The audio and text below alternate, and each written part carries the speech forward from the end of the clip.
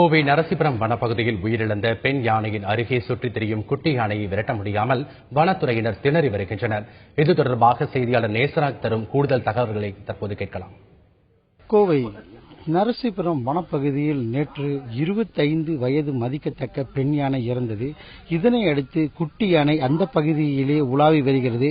இதையடுத்து அந்த யானையின் உடற்கூறு செய்யப்படாமல் நேற்று நிராகரிக்கப்பட்டது. இதனை அடுத்து இன்று காலை இந்த இறந்த யானையின் உடற்கூறு செய்யப்படும் என வனத்துறை அதிகாரிகள் தெரிவித்துள்ளனர். தற்பொழுது சாடிவயல் பகுதியிலிருந்து பாரி என்கின்ற கும்கி யானை கொண்டுவரப்பட்டு தற்பொழுது ரெஸ்கியூ ஆபரேஷன் தொடங்கியிருக்காங்க.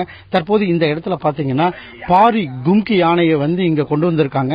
தற்போது அந்த குட்டி யானை ஒரு பக்கத்துல 200 மீட்டர்ஸ் பக்கத்துல தான் நின்றுட்டு இருக்குது. அந்த யானை இந்த பாரியை வைத்து இந்த காட்டுக்குள்ள அனுப்புறதுக்காக வனத்துறையினர் முயற்சி பண்ணிட்டு இருக்காங்க.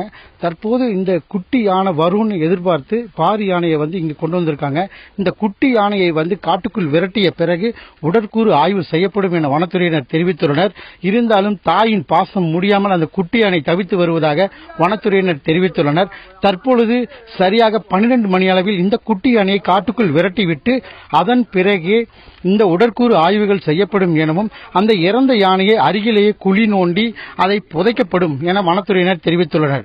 தந்தி டிவி செய்திகளுக்காக ஒளிப்பதிவாளர் நவீனுடன் நேசராஜ்.